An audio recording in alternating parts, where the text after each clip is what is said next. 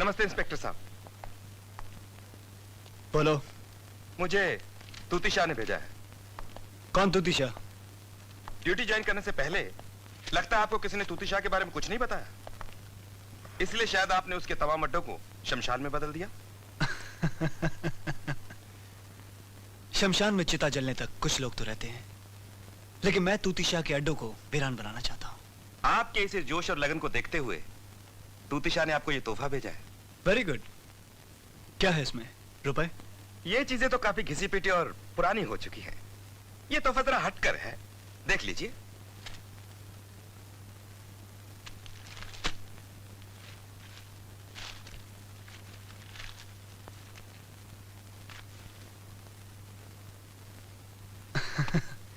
बहुत खूबसूरत है। अजी कमाल की बात तो ये है, ये भागता है, ये नाचता है, मुंह फेर लेता है, आंखों पर हाथ रख लेता है। चाबी देने के बाद इससे जो चाहो करवा लो, और इसकी चाबी तूती शाह के पास है।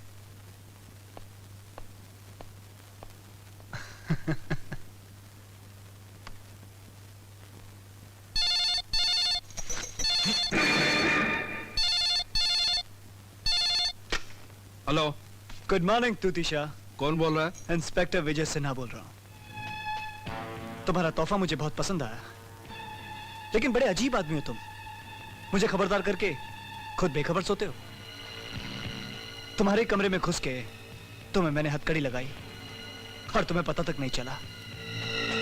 तूती शाह, मैं सिर्फ तुम्हें एहसास दिलाना चाहता हूं कि मैं कहीं भी कभी भी किसी वक्त पहुंच सकता हूं। मुझसे होशियार रहना। और हाँ, अपने उस आदमी को पुलिस स्टेशन भेज देना। हथकड़ी की चाबी मेरे पास है। सर, सर, मुझे बोल। कंप्लेन लिखानी है। हाँ बोलो। आज सुबह जैसे ही मैं घर से निकला, सभी निकलते हैं। मैंने जैसे ही बस पकड़ी, सभी पकड़ते हैं। अरे सर आगे तो मेरी बात सुनिए। जैसे ही मैंने अपनी जेब में हाथ डाला। क्यों, लोग दूसरों की जेब में हाथ डालते हैं? सर मेरी दास्तान तो सुनिए आप। जैसे ही मैंने अपनी जेब में हाथ डाला, किसी ने मेरी पॉकेट मार दी। अच्छा अच्छा, रो मत। सामने के टेबल पे हवलदार बैठा हुआ है, कंप्लेंट लिखवा लो। सर सामने की टेबल का हवलदार तो मैं ही हूँ। सर मैं हूँ, मेरी पॉकेट मार दी, मेरी पॉकेट मार दी। अच्छा अच्छा, तो जनाब आप हैं? हाँ मैं हूँ मैं। वाह, आपसे अच्छी ड्यूटी तो उस पॉकेट मार ने निभाई है। एक काम करें, अपनी जगह उस पॉकेट मार को यहाँ ड्यूटी पर भेज दीजिए। कितने रुपए थे जेब में? पूरे 2000। अच्छा अच्छा, 2000। 2000। और कितनी तनख्वाह है आपकी? 700। हाँ 700 और 2000 गड़बड़ है। आपके पैसे जहाँ से आए थे वहीं चले गए। सर ये आप मुझे कहाँ ले जा रहे हैं सर? मैं आपको लॉकअप में बंद करने ले जा रहा हूँ। लॉकअप में? सर गलती हो गई, माफ कर दीजिए। ठीक है, मैं आपको एक शर्त और माफ कर सकता हूँ। बताइए। आप जाके उस पॉकेट मार की तलाश कीजिए। सर वो एक पॉकेट मार नहीं है। तो फिर? वो तो पूरे पॉकेट मारों की मंडली है। मंडली? मंडली है, मंडली है। ये ले छोटू, 500 रुपए। अरे ये क्या, हमको इतने कम, छोटू को इतने ज्यादा। चोरी के माल में हिस्सा बराबर होना चाहिए। अबे घनशू, आज अगर 2 पैक कम पी लेगा तो कौन सी आफत आ जाएगी? इस बेचारे का बाप बीमार है, जाकर दवाई लाएगा, कुछ खाने को देगा। साले दारू पी पी के तेरे कलेजे के साथ तेरा दिल भी सड़ गया है। मुन्ना ये ले रुपए, और कल अपनी बहन का स्कूल यूनिफॉर्म जरूर सिलवा लेना। क्या दीदी, सबसे ज्यादा मेहनत तो तुम करती हो और अपने हिस्से में इतने कम पैसे रखती हो। अरे अपन का क्या है, तुम लोगों के अलावा और कौन है दुनिया में? न बाप न माँ, सर पर एक छप्पर है जिसका किराया टाइम टू टाइम चला जाए, पेट भर जाए, बस और क्या चाहिए अपन को? अरे छोटू चल भाग, जल्दी भाग। अरे अरे कहाँ भागे जा रहे हो? माल मिल गया ना? ये साला घनशू सबको एक दिन बेवड़ा बना देगा, सुधरने वाला नहीं है। लगता है आज अच्छी खासी कमाई हुई है। अरे खाक कमाया, मेरे को लगता है हमारे डर से आजकल लोगों ने जेब में पैसे लेकर घूमना ही बंद कर दिया है। मुझे तो माल आज कुछ बहुत ज्यादा ही दिखाई दे रहा है। नजर मत लगा, तेरे पैसे मिल गए ना तुझे? चुप बैठ। आपने हवलदार का पॉकेट मारा, बड़ी हैरत की बात है। अरे मैं तो आईजी डीआईजी कमिश्नर के बट में मारने की हिम्मत रखती हूँ। वो तो एक बेवकूफ हवलदार था। लेकिन ये तुम लोगों की आवाज को क्या हो गया? अरे कहाँ जा रही हो? चलो हवलदार, इसे ले चलो। ठीक है, ले चलिए। आप लोगों को गिरफ्तार करने के सिवा आता ही क्या है? अरे आप लोगों ने कभी किसी चोर से उसकी मजबूरी पूछी है? क्या मजबूरी है तुम्हारी? जाओ, जाकर पूछो मेरी माँ की लाश से, जिसने तड़प तड़प कर 2 घंटे पहले दम तोड़ दिया। क्या? हाँ साहब, मेरी माँ पिछले 5 महीनों से बीमार थी। न इलाज के लिए पैसे, न खाने के लिए कुछ, और न कोई सहारा। मैंने अपनी माँ को रोज तड़प तड़प के मरते हुए देखा है। और आज फाइनल। आज उसकी चिता की लकड़ियां खरीदने के लिए मैंने पहली बार चोरी की और पकड़ी गई साहब। बस देखिए, उसकी चिता की आग ठंडी हो जाएगी, मैं अपने आप को खुद कानून के हवाले कर दूंगी। बहन, अब इस बुरी घड़ी में ये घड़ी काम आएगी। आप ले लीजिए। नहीं भाई, मुझे नहीं चाहिए। ले लीजिए, ले लीजिए। ठीक है साहब। हवलदार, हाँ। एक काम करो, इसे गाड़ी लेकर घर तक छोड़ो। नहीं नहीं नहीं नहीं, इसकी जरूरत नहीं है। नहीं नहीं, ये घर तक छोड़ दे। नहीं, मैं चली जाऊंगी साहब, शुक्रिया। हवलदार, तुम तो बड़े दयालु निकले यार। सर, एक दयालु ने मुझे ये घड़ी उसमें दी थी। किसमें? मेरा मतलब यह है कि तोहफे में दी थी, मैंने उस बेचारी को दे दी।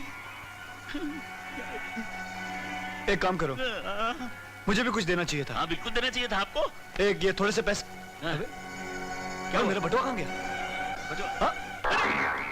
बटुआ माँ, बटुआ घड़ी, हम दोनों को तली। पहले माँ मारी, फिर बटुआ मारी, अब न जाने किस किस को मारेगी ये। मैं से मार डालूंगा, मैं से मार डालूंगा। अरे छोड़ दे मुझे, मैं चलो। अरे उधर चलो, मेरी घड़ी, चलो। मेरी घड़ी।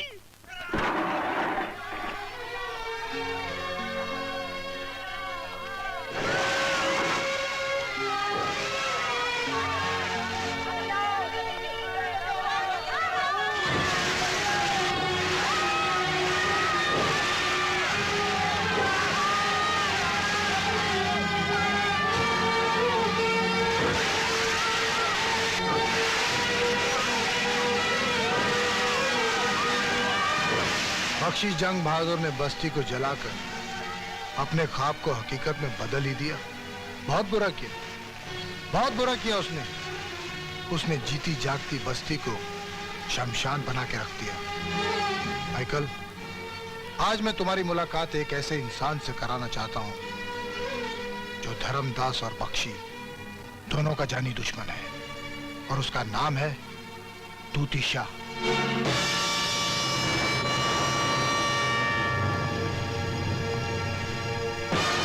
माइकल, ये है तूती शाह।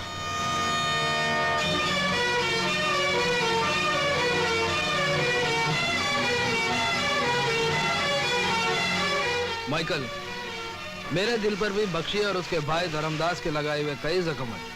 बख्शी ने अपने भाई की वर्दी का फायदा उठाकर इनका करोड़ों का माल लूट लिया।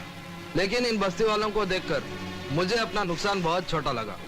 मैं तो रुपया कमा लूंगा, मगर ये बस्ती वाले क्या करेंगे? कहाँ जाएंगे ये बेसहारे अपने बच्चों को लेकर?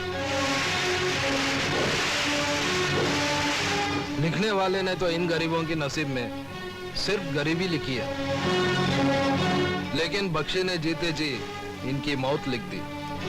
बूढ़े तड़प तड़प कर मर जाएंगे, बच्चे सड़कों पर भीख मांगेंगे, और जवान लड़कियां। इन सब की जिंदा लाशों पर बख्शी अपनी तरक्की की मीनार खड़ी करेगा। सुना है तुम्हारे लिए ये बस्ती माँ से कम नहीं है। जिस माँ का तुम जैसा बहादुर बेटा हो, उस माँ का दुश्मन इस धरती पर नहीं होना चाहिए।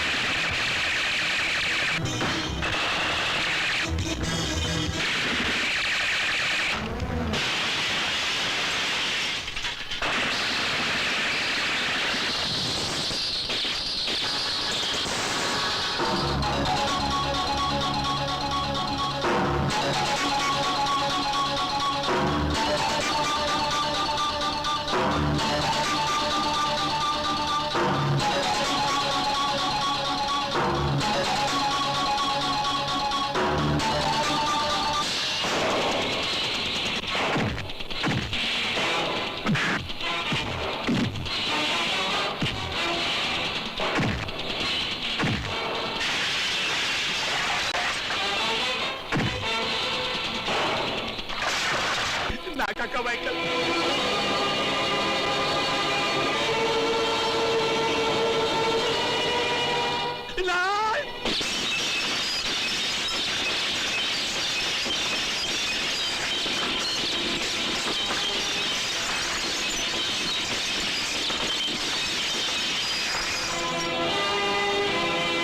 नहीं काका माइकल।